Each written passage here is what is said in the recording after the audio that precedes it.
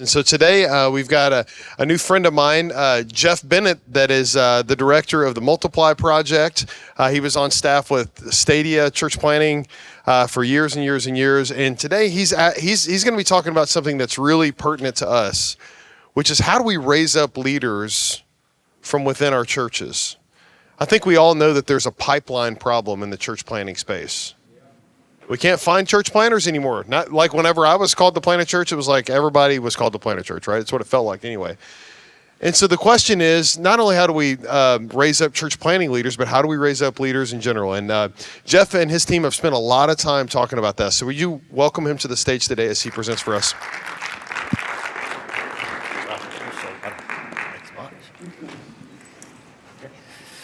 Thank you, everyone, for having me today. It's been great to be here. I've been to a MAC gathering several times in the past, but it's been a number of years, so it's always good to be in the room. Sam, how's it going, friend? It's a little bit like a reunion sometimes, and so it's been great to get reunited with some of you, to meet some new friends, and here's how I want to start, and I'm trying to make this super practical and also not feel like you're drinking from a fire hose today, okay? Because like most speakers that you probably have come, they feel like, they could probably fill up about 6 hours of your time, but we're going to limit it.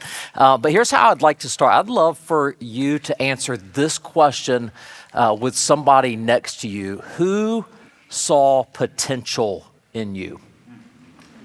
Who saw church leadership in you before you did? And when was the moment you realized they saw potential in you? What did they say? How did you feel? So I'm going to give you a couple minutes. Pick one person if you can. If you got to have a group of 3, you can do that, but it'd be great if it's just groups of 2, because I'm going to give you a minute to share, and then we're going to switch and have the other person share, okay? Who saw potential in you? What did they say? How did it feel? Okay, go.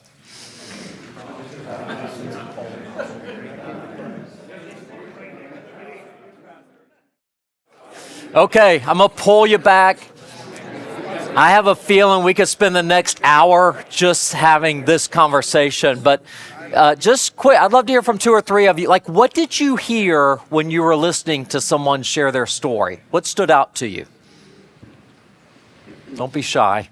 How impactful just one small statement of recognition of leadership? Yes, the power of a statement, of a I see in you kind of conversation. That's so good. What else? Kind of came at a formative time in life. And so, like, it being young enough that you still feel like you've got a sense of maybe you're trying to figure out who you are and they're helping you do that. That's so good. Yeah, that's really great. Thank you for sharing that. Yeah, formative time in our life. Somebody else. It was kind of a scary vision, like it kind of scared you at first. Yeah. That's so good. Yeah, it's like, you sure you got the right person? I'm not sure. I had other plans maybe than what you're speaking into my life right now. Yeah, conversation, probably time invested. I think of, it was a Christian college president that if we had more time, I'd share more of the story of his impact on my life. And there was kind of that conversation, there was that moment, those words that he said to me at a formative time in my life. But I also remember just some of the things, like he spent time in our home. I was a preacher's kid growing up, spent time in our home several times as I was growing up. And what really probably didn't dawn on me until later was he would stay up after my parents went to bed. And he was my parents' age, but I was a teen. He stayed up and like watched ball games with me and hung out and was just investing in me when I'm sure he would have just soon gone to bed.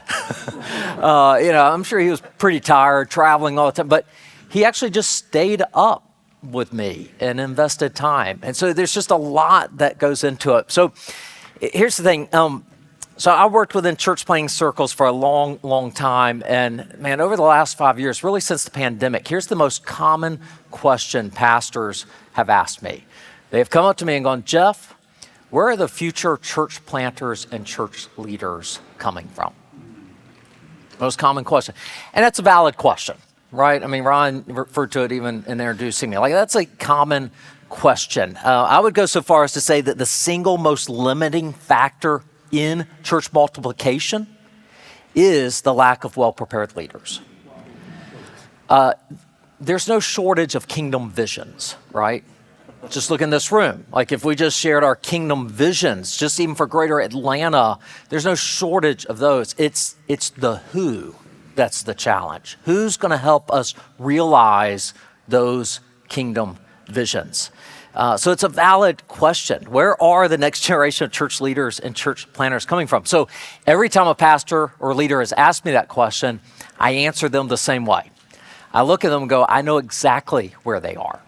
To which gets pastors very excited. You may be leaning forward right now going, oh, good, Jeff's going to tell me where they're at. I was just going to tell you because this is based on the facial, just kind of the way they look back at me when I tell them the answer. You're probably getting ready to be disappointed.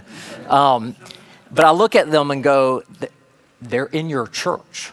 Yeah, right, that's correct. They're in your church. That's where they are. And here's what I believe very firmly.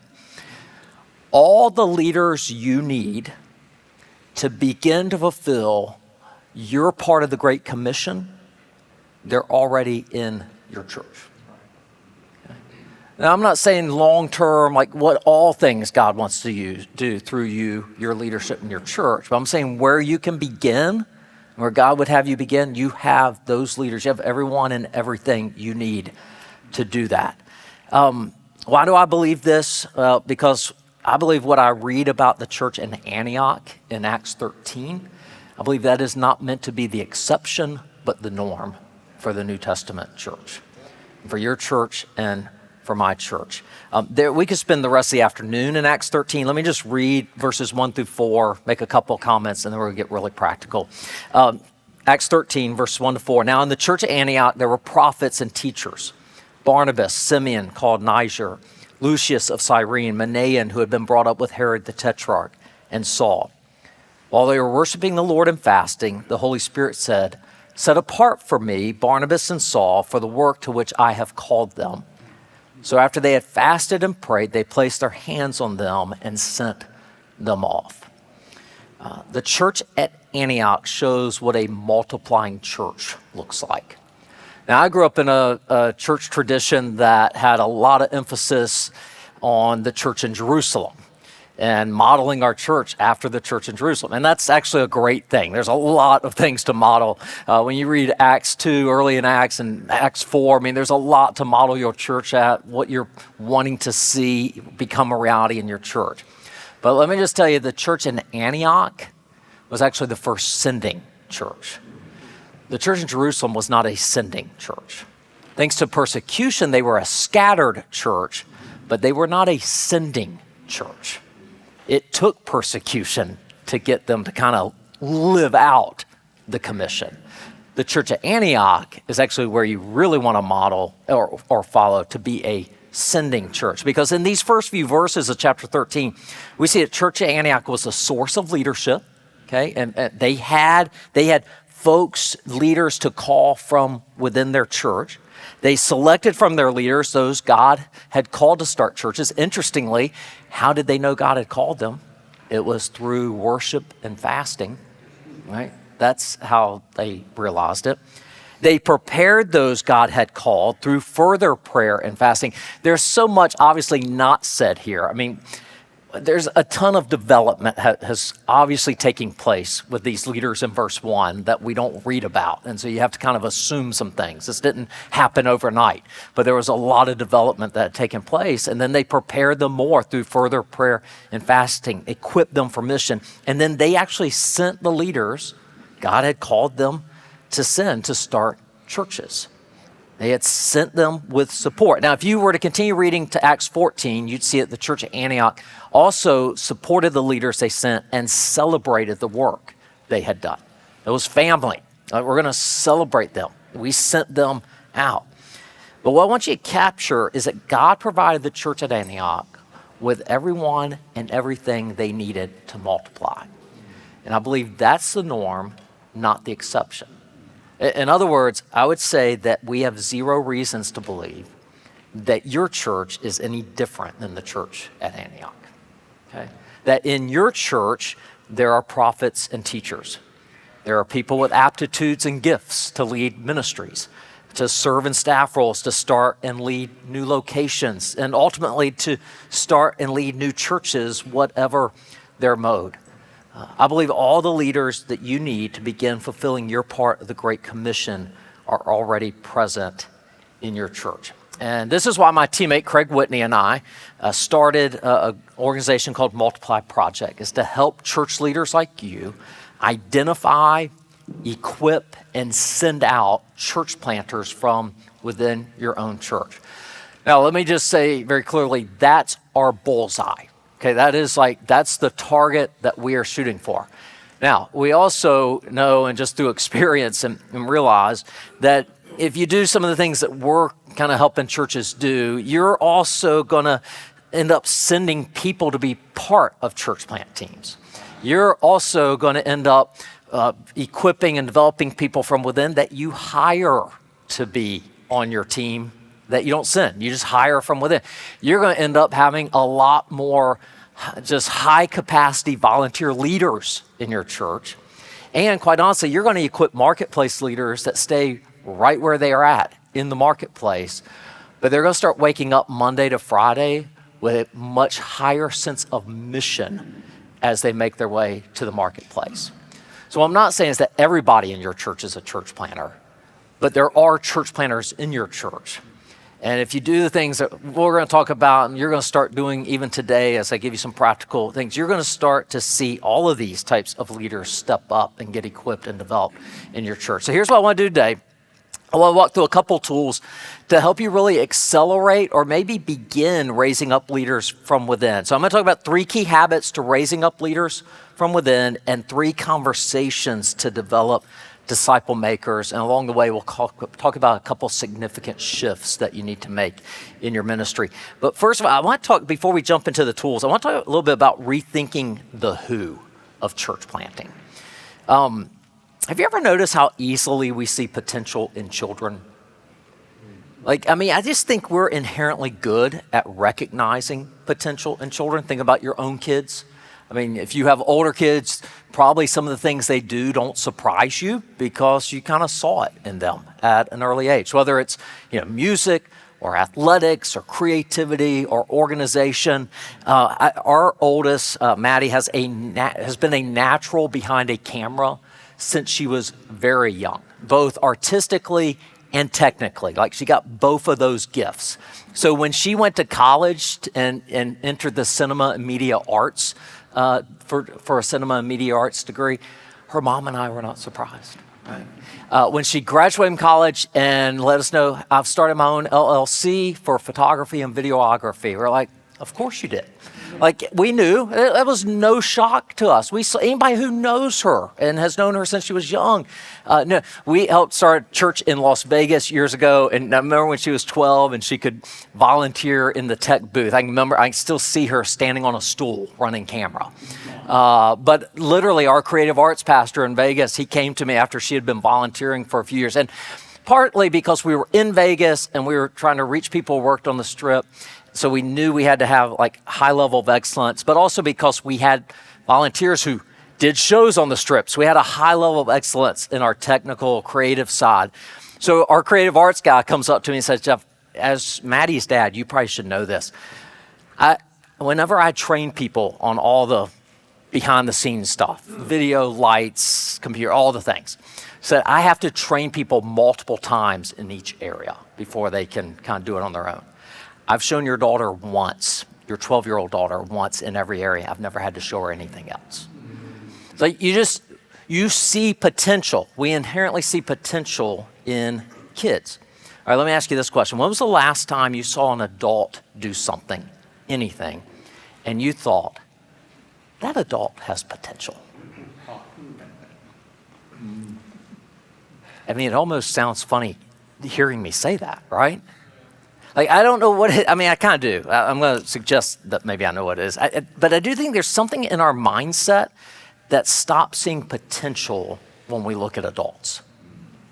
And here's what I think is what happens. I think when it comes to children, we look through a lens of potential. But when it comes to adults, we look through a lens of readiness. Like, can they do it or not? I need this thing done, or I need this skill. Can they do it or not? And if not, I'm moving on.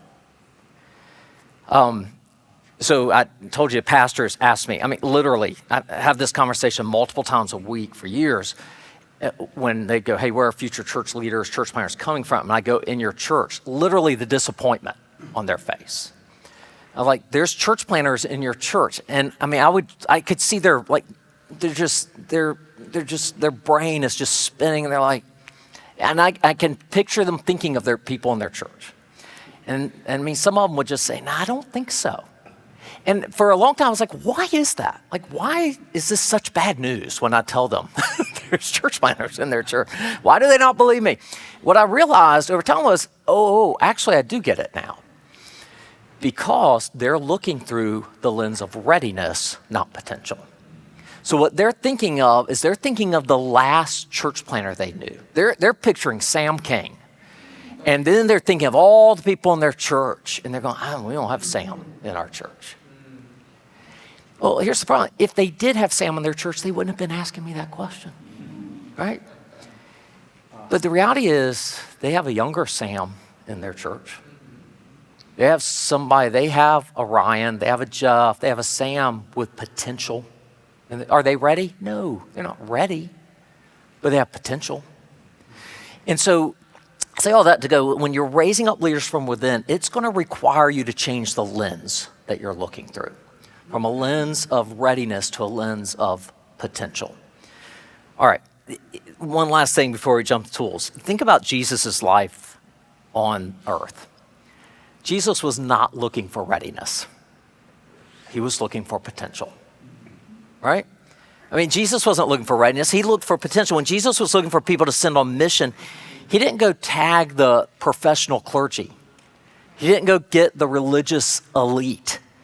He was looking for potential, and he saw it in Peter and John, who were fishermen. He saw it in Matthew, who was a tax collector. He saw it in Lydia, who was an entrepreneur, right?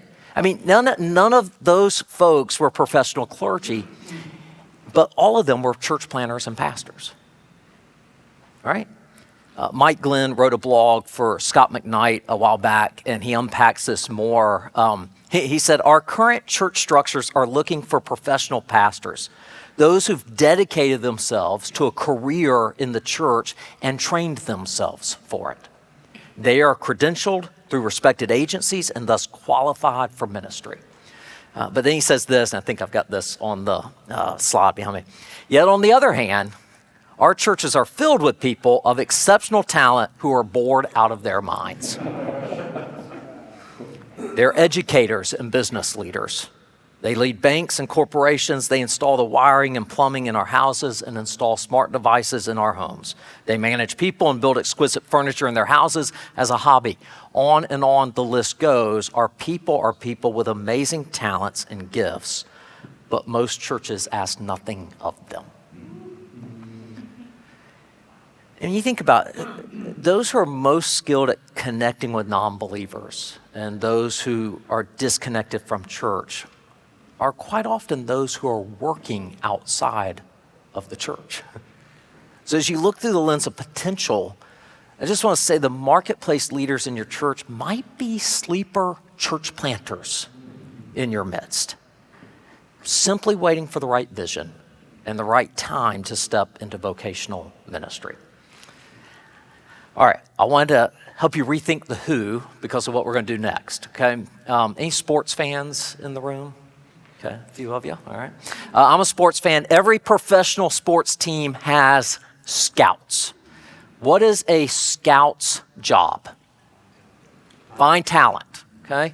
They find the right players for their team. And every scout has a guide, okay? They have a scouting guide, which is a predefined set of qualities that scouts are looking for in future players. Any of you ever watched the movie Moneyball? Hey, the reason Moneyball got made into a movie, the reason why it kind of like was a differentiator is because Billy Beane went into the Oakland A's as general manager and changed the scouting guide. Right? He just disrupted scouts all across baseball with a completely different scouting guide. Well, here's the deal, and I know you know this, but let me just remind you, you're a kingdom scout. Do you realize that's your job? You're a kingdom scout. Like your job is to identify people to complete Jesus' mission to make disciples in your Jerusalem, Judea, and Samaria and to the ends of the earth. In fact, let me throw your job description up here on the screen. Ephesians 4. This is it, right? So Christ gave himself the apostles, prophets, evangelists, the pastors, and teachers. Why? To equip his people for works of service.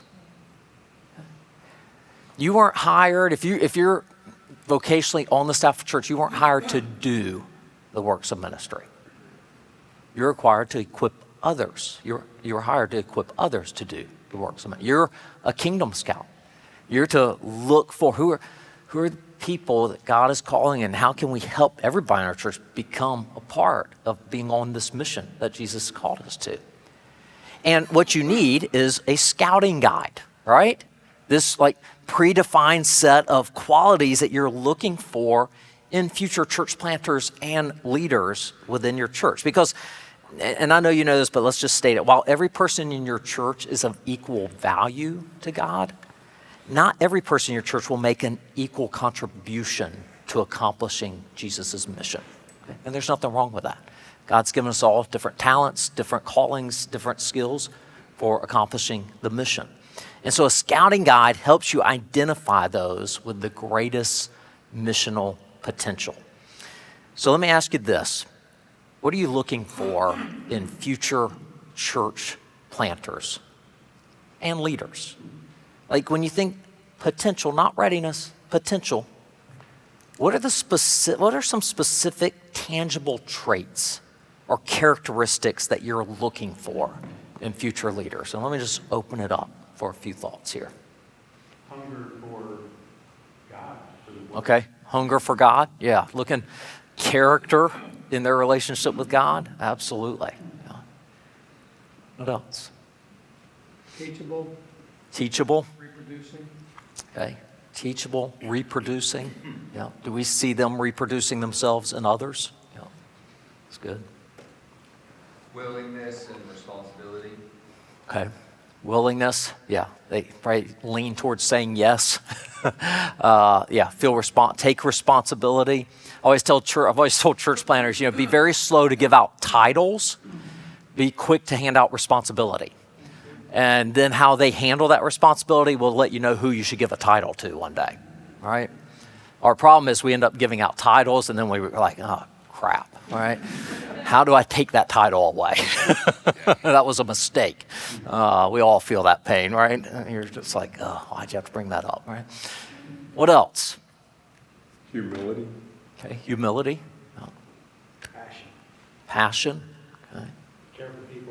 Care for people. All right, yep. Tim. Are we attracting people?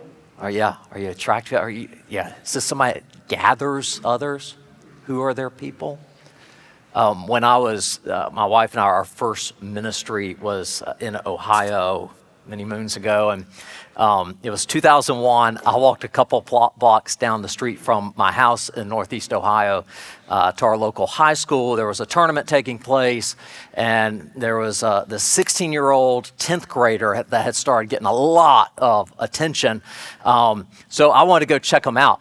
I had a really good friend that was in our church that was on the school board, and he could only get me one ticket to this game. I couldn't even take my wife. Now, if my wife was here, she would be like, well, why couldn't I just go and not you, right? But I went to the game, couldn't take her, walked down a couple blocks, went to the game. When I got home that night, my wife's like, so is he as good as they say he is? And I was like, yeah, I think this LeBron James guy is going to be something else. Yeah. Like you just knew it when you saw it, right? Like you just go, oh, yeah, he can pass like nobody I've ever seen pass. And literally he's 16 years old. He can dunk like Dr. J. Like he's insane. You just knew it when you saw it. And that's like when you think about traits of folks with potential. It's like, what are the things, you just know it when you see it. They're able to gather people. They're sharing their faith with others. I was just talking to a pastor the other day. They have 4 services at their church. It's like, you think about potential. I've got this guy in my church. He, like most weeks, he's at all 4 services. And he's like, you know why? Because he's inviting people to come to church, and he never knows which service they're going to come to. And so he just wants to be there. I'm like, okay, there's a guy with potential. You know it when you see it, right? It's like, let's do something with this guy. Right? It's like, don't overthink it, right? Just, what do you know? You just know it. They're gatherers, they're developers. They look for those who are already introducing people to Jesus. When it comes to church planting, I thought, look for starters, right? Look for starters, because you don't want somebody starting a church, you don't want that to be the first thing they start, right? That's hard, right? That's really hard. Let's have somebody that's already started something and that's done that okay. I help a church out in the Denver, Colorado area, and I help lead their church planting network. They have got a vision to plant 30 churches in 10 years. They're starting with adopting some planters that kind of share their DNA and just supporting them. But they want to eventually send church planters from within. And so I asked them, who would you send from within? This is a church of 12,000 people, okay? I said, who would you send from within? And they're like, I think we'd send a staff member. I'm like, yeah, I think that's probably a good call. You probably have somebody or a few that could do that. Who else? We've got a college. I think we probably will send somebody that comes up through our church and, through the college. And I'm like, yeah, I think that's probably true. And that's kind of where the conversation ended. And I said, okay, there's quite a gap between those two things, right? I said, what if, I don't know, just humor me for a moment. You're just outside Boulder. I don't know. Do you think maybe there's a marketplace leader in your church on the weekends? I don't know, has maybe started their own company. I don't know, raised millions of dollars in capital. Probably built and lead a great team. Yeah, I probably think, do you think maybe they have the aptitude to start a church? Maybe more than you have that aptitude, right? Let's be honest. Again, calling some of those things, there's more to it than this, but I'm just, again, potential. You got folks in your church that have the potential to plant a church or be a part of a team or whatever that may look like. I'm going to run through some slides really quickly here. These are just some it's not an exhaustive list, but just some characteristics of folks that you want to kind of look out for that maybe have the potential, and we'll do them just really quick. Have a tribe they thrive in and want to introduce to Jesus. Just side note on this, I've got a buddy who planted a church near Camp Lejeune, Morehead City in North Carolina. He was a Marine, wrecked his life, almost wrecked his marriage in the Marines, ended up coming to faith later, saved his marriage, redeemed his life. And it's just I got to go back to the Marines. Those are my people. And so he moved to Morehead City, planted a church literally a year ago, is blowing up, and he has already sent a church planter to Japan, to a U.S. base there. He has a desire to start a church in every Marine base around the globe on the United States government's dime. And he's crushing it. So introduce others to Jesus. Number 2, go back one. Introduce others to Jesus and teach them how to follow him. I'm going to give you a document here that you can grab, or a QR code.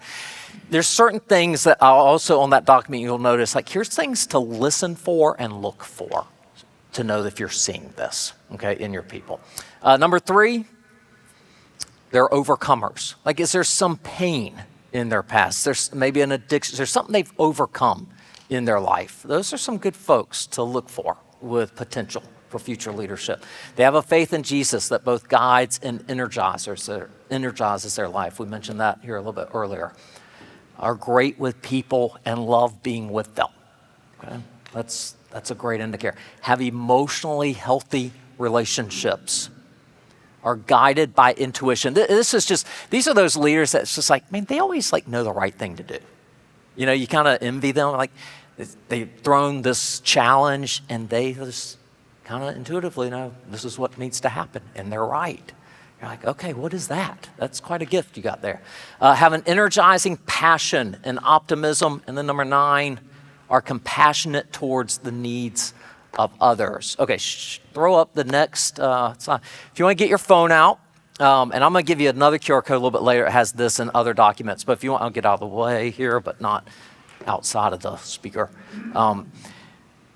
Well, a document should open for you that has those 9 and has here's what to look for, here's what to listen for, so you know that you're seeing those. Let me know if anybody's having any trouble with that. I think it should be good. Here's what I'm going to do. It's 1:19. I am going to give you 3 minutes, and on your phone or on a sheet of paper, I want you to think about the people in your church. And thinking about these characteristics and maybe some that we mentioned, I want you to write some names down, okay? What I don't want you to think about is who meets all 9 of those characteristics. No, you're looking for readiness, okay? You go, man, there's this person, he or she, there's a couple there that those characteristics I see in them. Just write their name down, okay? There's not going to be a test. There's not, you're not going to go throw them out before they're ready if they're not ready. But just jot down names that come to your mind over the next 3 minutes of potential people in your church. Maybe church planters, church leaders, okay? All right, take a couple minutes.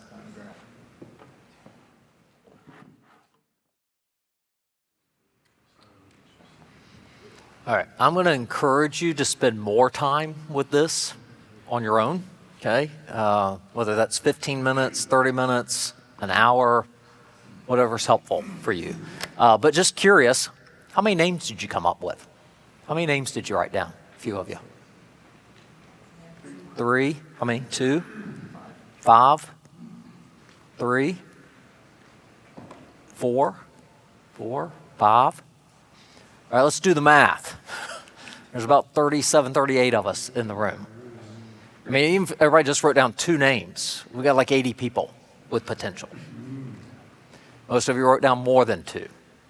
All right, 5, we got 150 to 200 people with potential. Okay, you have folks within your midst that can help fulfill the mission that Jesus is calling your church to. Whether they're a church planter or church leader, that will become clearer as you walk the development road with them. Let me one more question. Anything surprise you about that exercise? Anything surprise you as you were doing that? Yes. The emotionally healthy part. Emotionally healthy part? It seems like the readiness there. Okay. Yeah. Okay. Something else? Yes. It wasn't that hard to identify. Okay. Wasn't that hard? Yeah. Yeah. That's good. Yeah.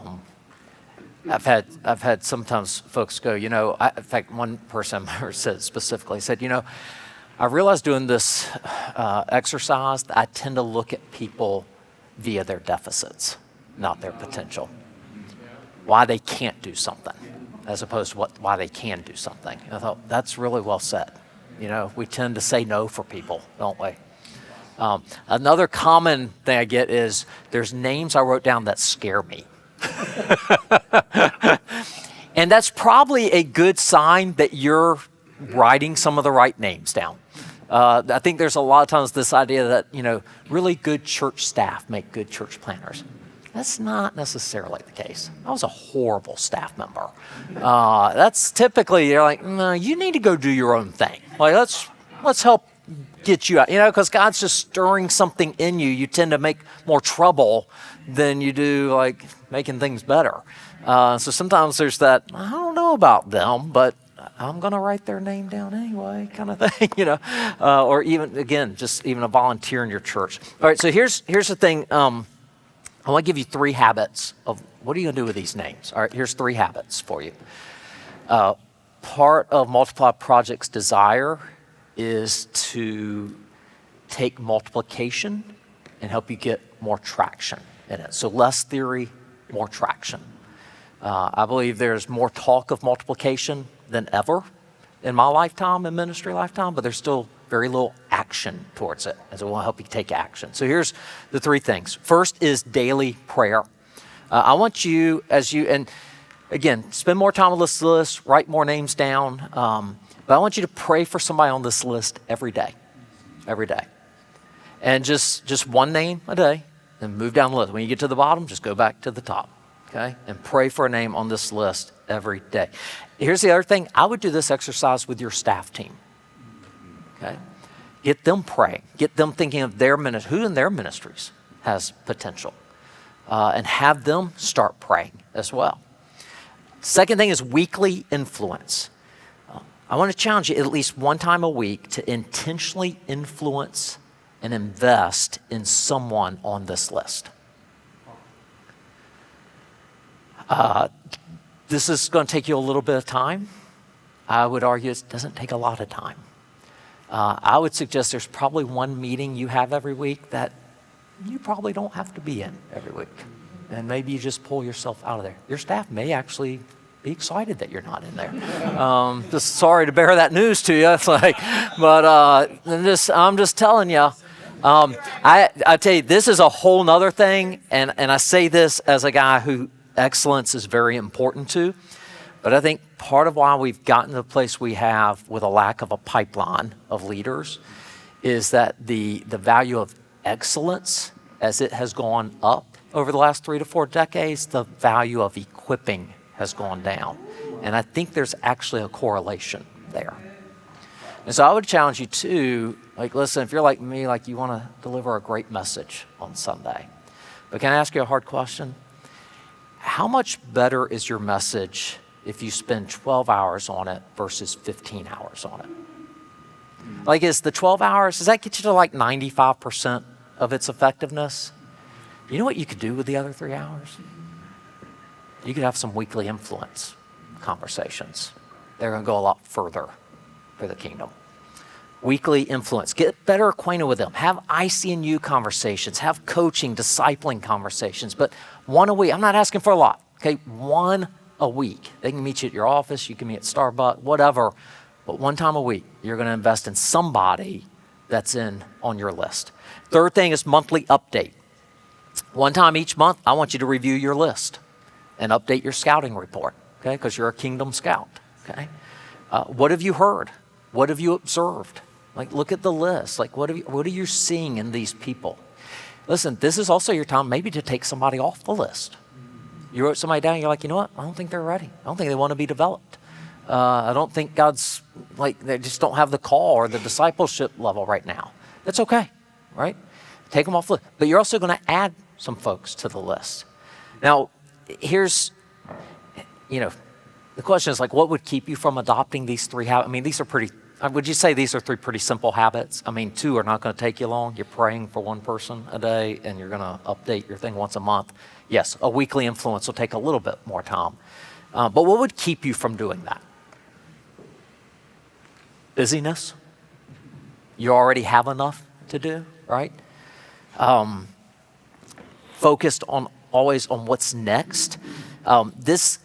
We talk a lot about shifts. I'm just going to share a couple quickly, but this is going to require you to make a shift in your ministry, and that is to change from asking what's next to who's next. If you would make that slight shift from what's next to who's next, think about how much of your calendar, think about how many of your meetings are focused on what's next. Now, I'm not saying this is not shift from a bad thing to a good thing, okay? What's next is good. Don't stop having those meetings. Don't stop having those conversations, because you might not have a ministry in 12 months if you just stop everything that's next. What's next, right? But what I am saying is, what if, your meetings at the beginning of your what's next meetings, you asked who's next first? You went around the room. Who's next? Who'd you have a weekly influence with this past week? What if you just started to build that in to all the other things in the ministry and started asking it first?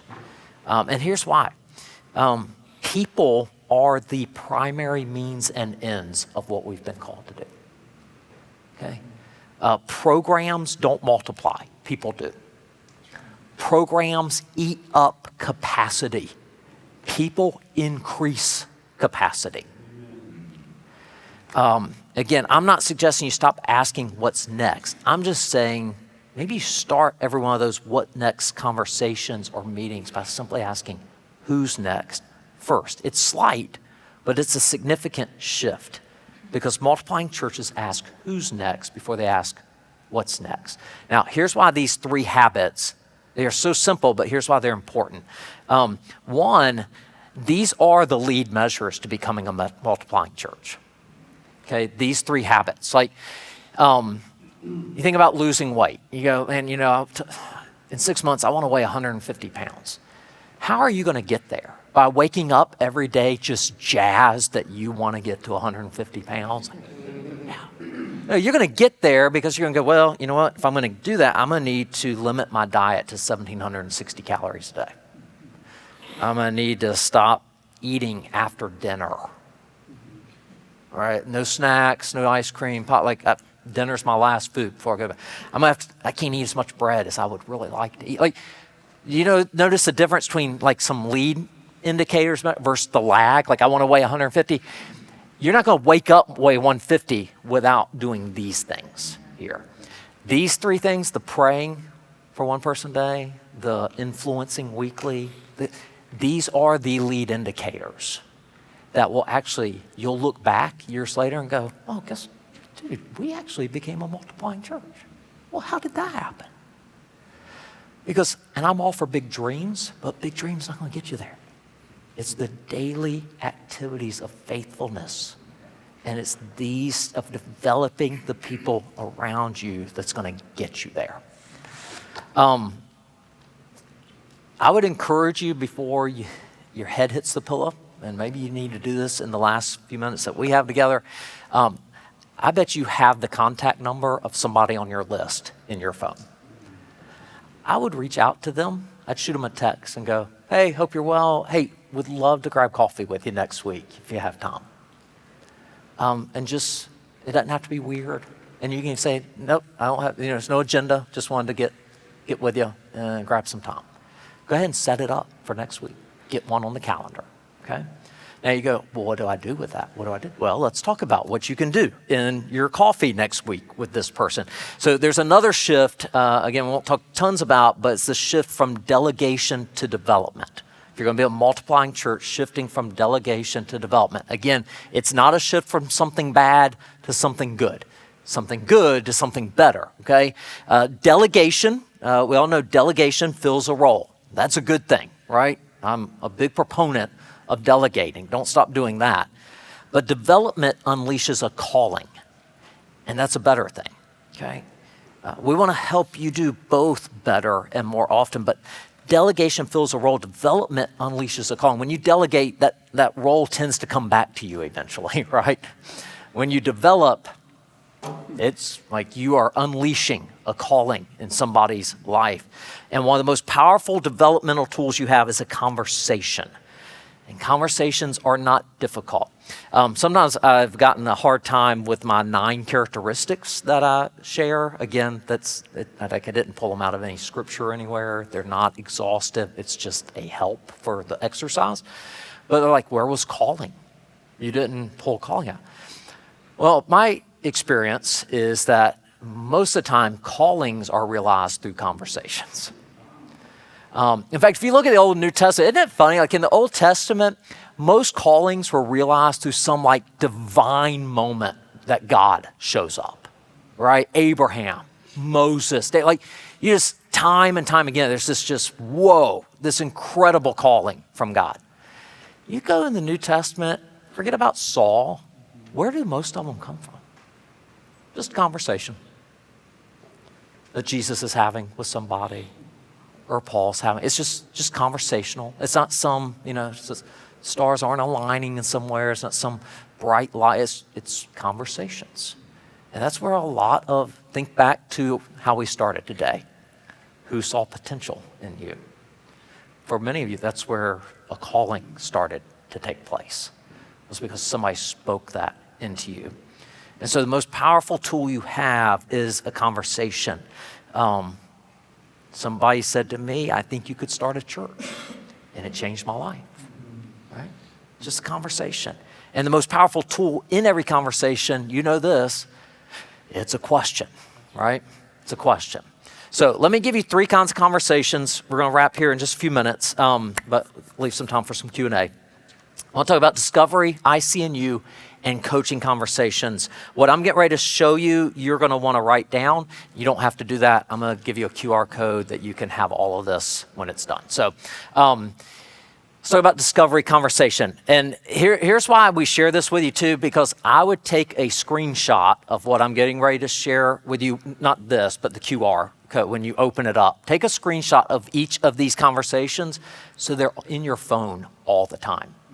Because when you're at dinner or lunch or a coffee shop, you're going to be like, ooh, I wasn't even planning on this being a developmental conversation. And it is. What were those questions Bennett told me I should ask? You can pull it right up, okay? So let's talk about discovery conversation. Discovery conversation helps people explore how God might work in and through them to accomplish his mission.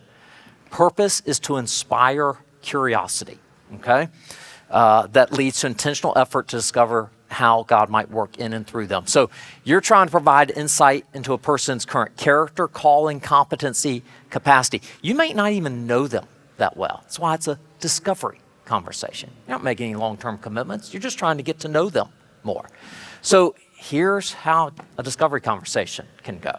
Okay, now don't sit down at Starbucks and just jump into the first question. Like, make it relational, get to know them. But then you're eventually ask them this question. If you were having this conversation with Jesus, what would Jesus tell you he might want to do in you right now? And let them answer.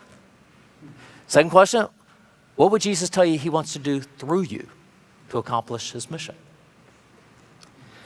Now, let me just go and tell you, like you pull out a marketplace leader who's a Jesus follower in your midst, and you're like, I don't know if they even know how to answer this. Trust me, they know how to answer this. You will be shocked, okay? Now, they may have some questions in it, but they'll have an answer for it, okay? And you may need to sit there in silence for a little bit of time. It may feel like eternity, and maybe it's 15 seconds. But they'll have some answers, especially for the in you. But then as you've talked through that, at some point, extend an invitation. Oh, and there's a misspelling. I hope that's not in the slides. I'll share with you later.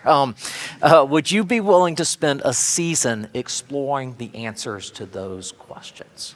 It's just an invitation to go, hey, would you be willing to be developed? Because that would be really great. Now, if you get in that conversation, you're like, I don't know if I want to develop this. Like, I may need to look elsewhere right now. They may not be right. You don't have to extend that invitation, but you can still help them and disciple them. But it's a discovery conversation. All right, ICNU conversation. Sorry, we're going through this fast. You're probably familiar with ICNU conversation. It calls attention to kingdom potential you've already observed in that person. It's to help them see in themselves what you've already seen in them. And so it starts with you sharing an observation. I see this in you. Like, I notice, like, you're at all 4 of our services, and, like, you just invite people to our church all the time. This is incredible. I notice, like, you have a real passion for these folks in our community, or you're great at, or like our event, like you organize the heck out of this stuff. I don't know what we do with that. Like, whatever that is, I see this in you. Again, it could be a character quality, a calling to the mission, competency, whatever. But then ask them, hey, what's your response to hearing these observations that I have about you?